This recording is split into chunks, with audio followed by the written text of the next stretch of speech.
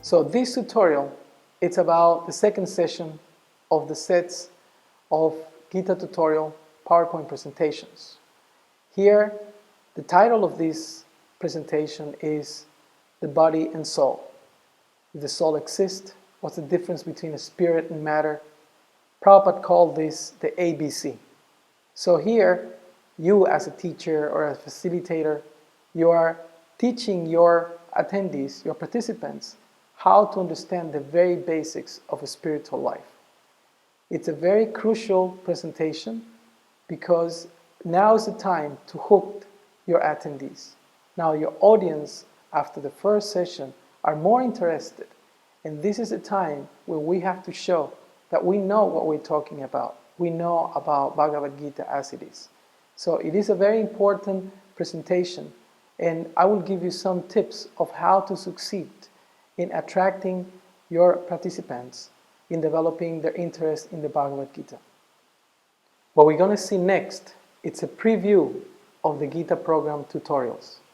Please check for yourself and see if this is something that interests you. You can see the benefits that will assist in your presentation of these PowerPoints, and take a look. Now we're going to go deeper into each of these questions, and the first one is, who are we? So discuss. I give you 3 minutes, I give you 5 minutes, and tell me your answers. Share with us. And believe me, it's going to be very noisy. People are going to interact. They're going to like what you are presenting. Because it's very, not only important, but it's also very interesting to catch people's attention. Because as the saying goes, one image, says 1,000 words or something like that. So when they see this, again, we want to repeat the recommendation that we gave in the previous tutorial, that use time. You don't have to speak fast all the time. Sometimes you just present the image, let it sit in people's mind, move to the side, and let them think about it.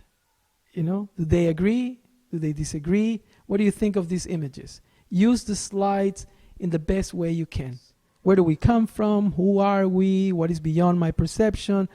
What happens after death? Etc.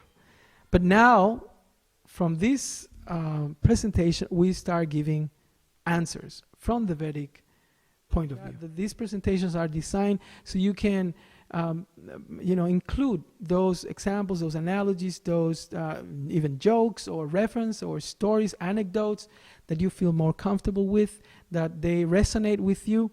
So we don't want to make it so rigid that you have to, as I said before, memorize what we have presented here. So right after that, right after we present a Vedic principle of what is our identity, the soul, then we bring it life and death. Now they are, I would say, kind of learning from you, learning from the presentation, from what Prabhupada has given us. The difference between the two is consciousness. These things, as I said, it may be the first time that they are hearing these things, but the most important point is that they will take this information with them. They will go thinking in their cars, remembering when they get back home or the next few days. The difference between the two, a living body and a dead body, is consciousness. Obviously, the next question will be, what is consciousness? We go back to the essential principle, the difference between matter and spirit. Spirit or soul, as we define it, we will present the different manifestations of this. So we have, for example, in the slide that I'm looking at right here, we have to understand, this is a Vedic process. We have to understand the difference between matter and spirit, the difference between the body and the soul. So we have a brain here, right? And we have this, what you call animation. So when you click the button, it comes, there's a brain, and then the next image is someone offering to shake your hand. So we have to understand matter, and there's the brain. And then you have somebody smiling, somebody offering you a handshake, right? So then on top it says soul and matter, right? And then you have a skull, right? In other words, where we are presenting here is that matter without the soul cannot manifest consciousness. That is the understanding. And this is in a statement. The body can only function because the soul is there. Believe me, the next time these people attend a funeral, they will remember this.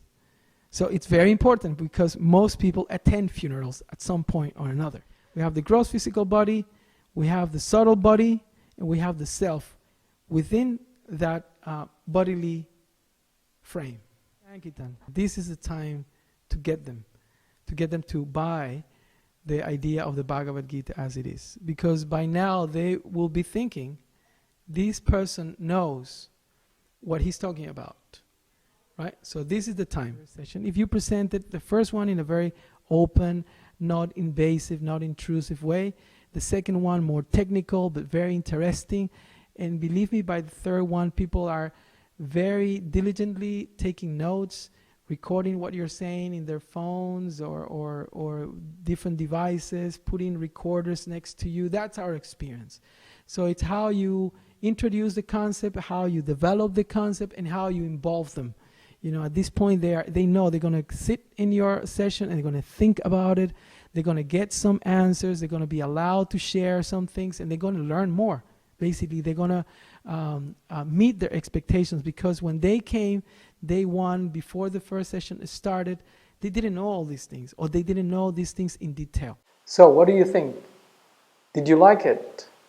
If you're interested in purchasing the set of Gita tutorials, please click on the link below. Thank you. Hare Krishna.